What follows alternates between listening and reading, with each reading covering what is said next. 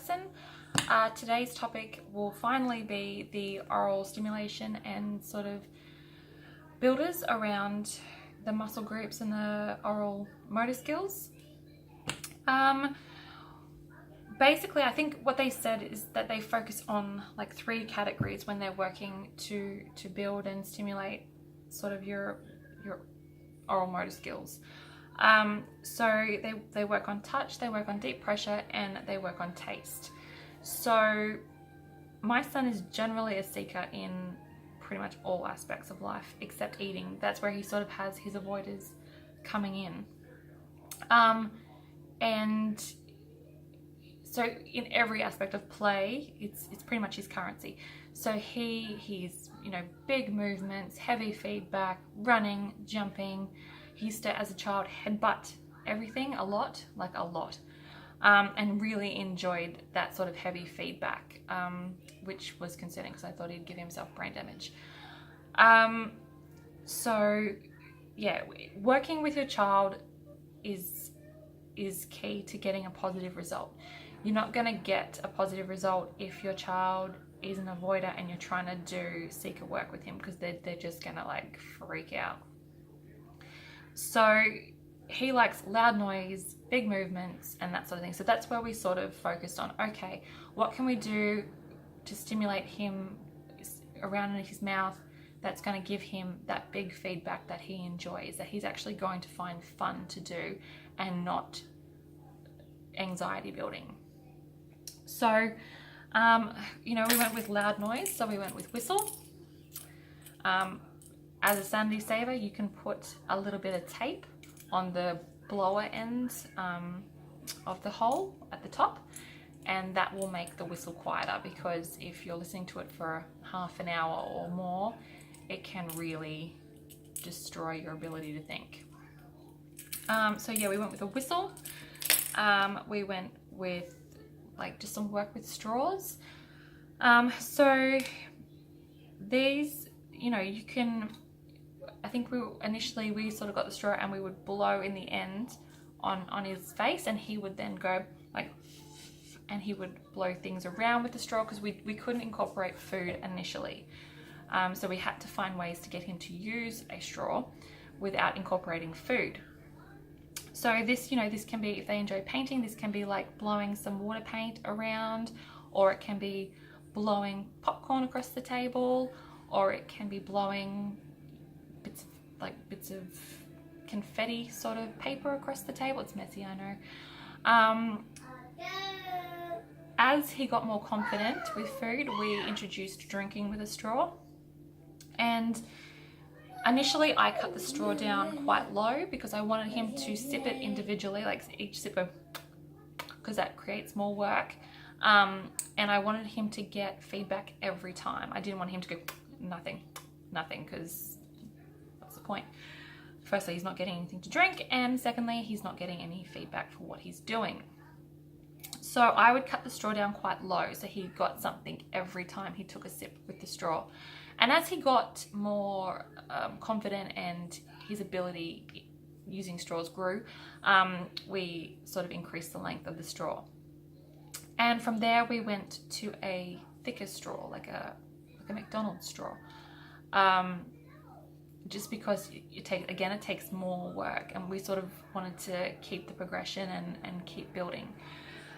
So if you wanted to build on this further, now he was not a fan of this, if you wanted to build on this further, you can do things like milkshakey type of drinks, so thicker drinks and smoothies, just to try and, because then it's much harder to slurp it. We just use things like soda water, really cold water, oat milk, that sort of thing, to try and get him to drink and give him that feedback. Another thing that we used was party blowers, and these were really fun. So the key is not to make it feel like therapy.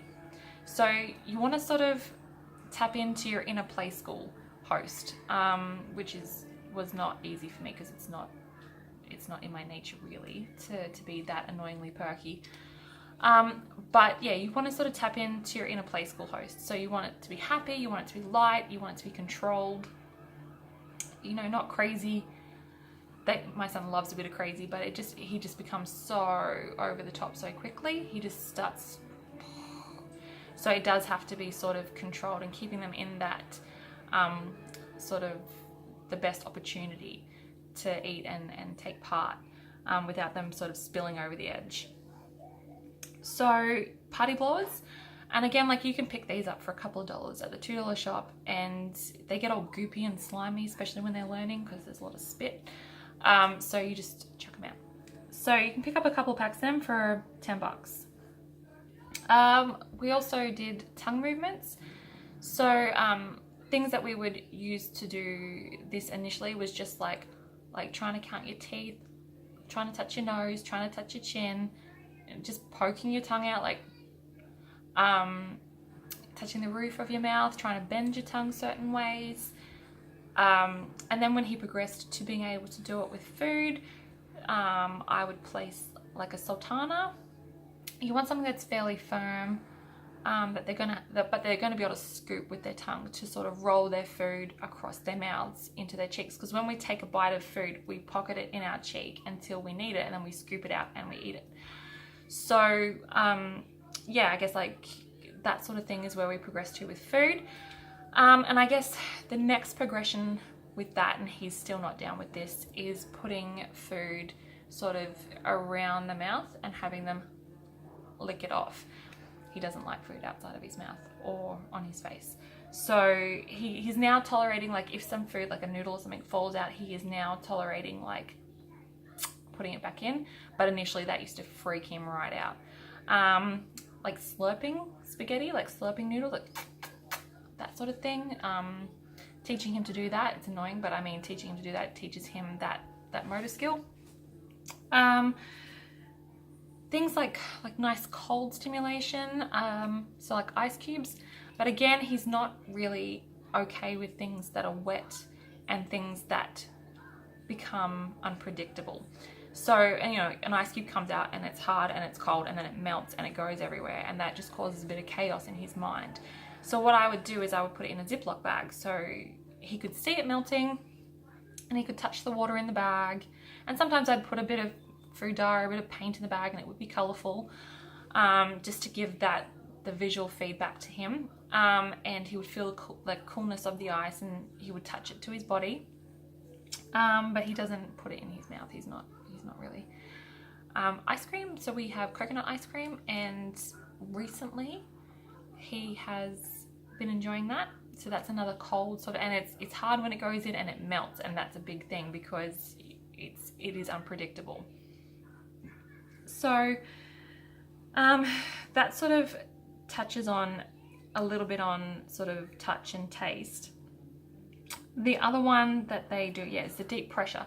So we were told to get him a little like electric toothbrush. Now, I didn't run out and buy the most expensive toothbrush on the market. I just got him a really cheap little one from Woolworths, because we weren't currently using it to brush his teeth. We were using it as a game. So he would press it to my skin for a few seconds and it goes like bzzz, and then I would turn it on and go bzzz, and I would make the noise. I'd say, all right, ready, it's gonna bzzz, and I'd touch him with it so he knew what to expect when it was touching him. And over time this progressed to putting it on his mouth and in his mouth. So we chained our way up, like we sort of talked about in the 5 steps of eating, and we chained our way up the processes until the point where now he loves, he has a proper electric toothbrush now, and he loves it. He loves brushing his teeth with it. He thinks it's absolutely great. So I think I'd previously talked about in another video that his preference was always towards harder, firmer and crunchier foods, and these are big feedback foods. So we started off with Crunch and Dissolve chips, and these are like in the little baby packets. So I think they're made of corn and not much else. I think apple. I think his was apple and corn. And